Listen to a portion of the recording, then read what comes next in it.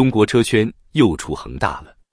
多個消息源證實，由長城汽車控股的智能駕駛公司豪墨智行本周一突然通知員工，不用來上班了，不是裁員，是停工，不是重組，是全面凍結。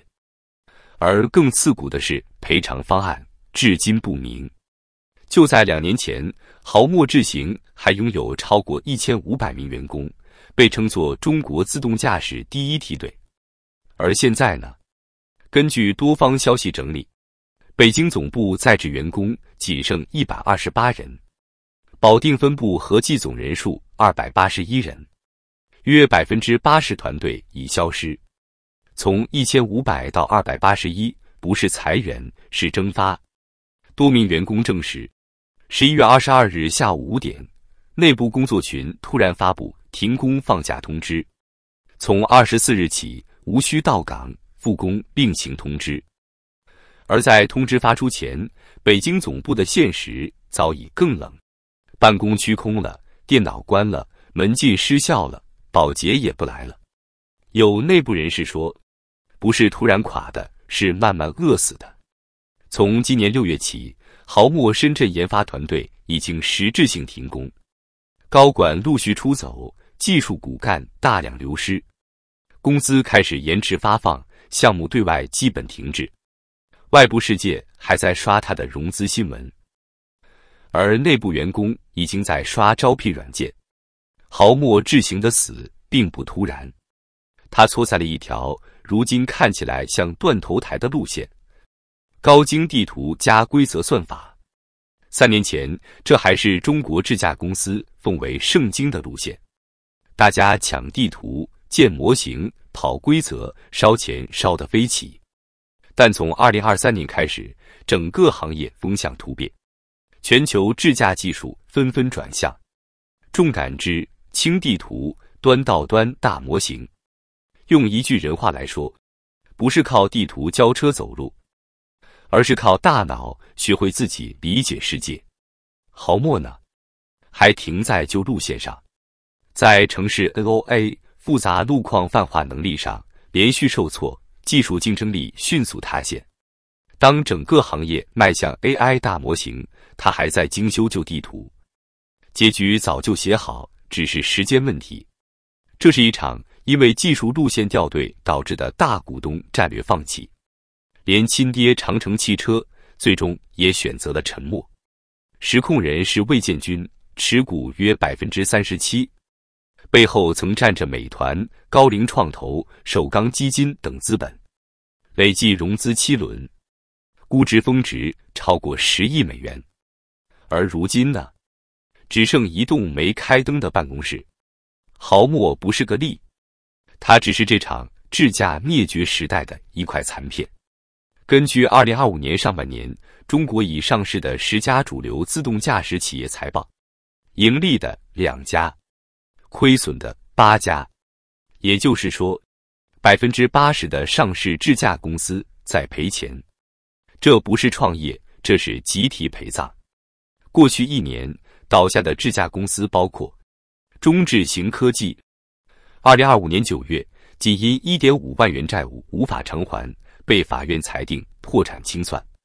蘇州青研威視電子科技曾是清華孵化蘇州獨角獸企業，今年7月啟動破產清算。縱目科技2025年4月進入司法重整，欠薪加社保斷繳，已接近實質性倒閉。圖森未來曾號稱全球自動駕駛第一股，從納斯達克風光上市到2024年退市，轉型做遊戲。你沒看錯，從自動駕駛轉遊戲開發，像極了一個輸光的賭徒，開始靠麻將續命。就連華為智能汽車 BU CEO 季玉志也在今年公開承認，很多過去做智駕的公司已經在不斷倒閉，要麼轉行去做機器人。當行業掌門人都開始說倒閉潮，你就知道這不是寒冬，這是清場。如果說資本的倒塌只是商業，那用戶的恐慌就是現實。今年7月23日，中國知名汽車媒體懂車帝推出懂车之煉廠，對36款主流新能源車的輔助駕駛系統進行實測。結果是什麼？特斯拉 Model 3、Model X 通過率接近 90%， 幾乎全程穩住。華為智界、小米、SU7、比亞迪漢等國產車型多項測試失敗，部分場景幾乎全軍覆沒。這不僅僅是一檔節目，而是中國智駕產業泡沫的現場直播。車企宣傳的城市無圖 NOA 高階智能輔助駕駛，在封閉賽道上風生水起，在現實道路卻頻頻翻車。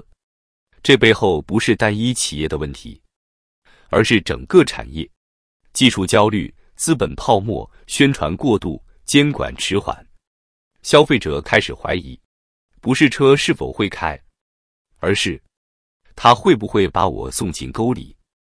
而豪墨智行正是在這種信任塌陷與技術掉隊的雙重絞殺中失去了呼吸。為什麼中國的智能駕駛公司倒得這麼快？答案只有4個字：集體狂熱。就像當年的共享單車，就像互聯網金融，就像 P2P。當一群人集體相信未來，那未来往往會先變成墳場。2019年到2023年是中國智能駕駛最瘋狂的幾年。據公開數據統計，中國自動駕駛相關企業融資金額在這5年累計超過3200億元人民幣。最瘋狂的2021年，一年投向智駕賽道的資本超過800億元。錢是怎麼來的？地方政府引導基金，車企戰略投資，互聯網大廠下注，各類產業基金瘋狂進場。一時間，智能駕駛被包裝成中國繞開芯片封鎖的下一張王牌。誰敢說慢，誰就是不懂未來；誰不投智駕，誰就被罵保守。但問題是，熱錢越多，理性越少。許多公司從第一天開始就不是以技術為核心，而是以講故事為生存邏輯。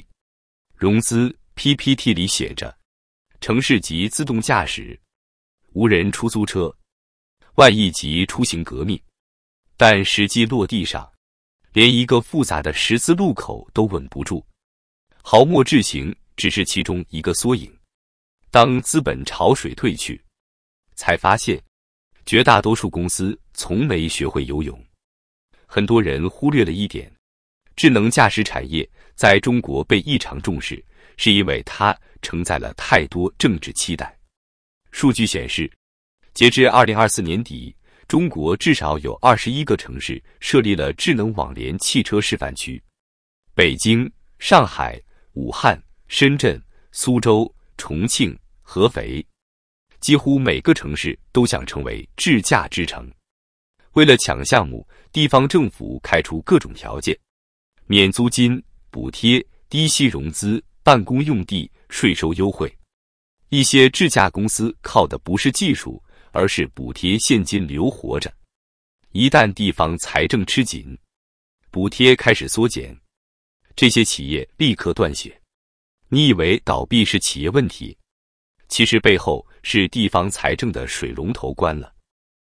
而根據中國社科院的數據，2024年起，全國超過 60% 的地級市財政吃緊，產業補貼開始系統性收緊。